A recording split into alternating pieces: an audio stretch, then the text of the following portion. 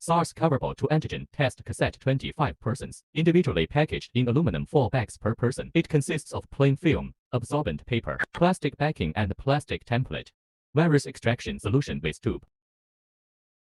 Nozzle with filter.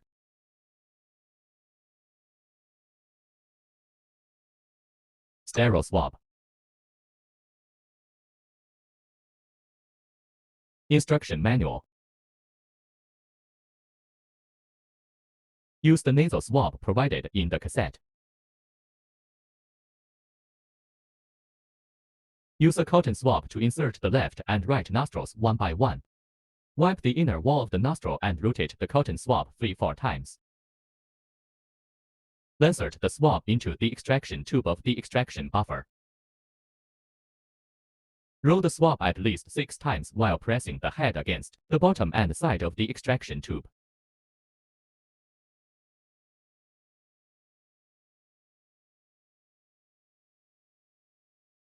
Reverse the sample extraction tube and add 3 drops about 120 ml of test sample by squeezing the extracted solution tube into the sample window. Interpretation of results.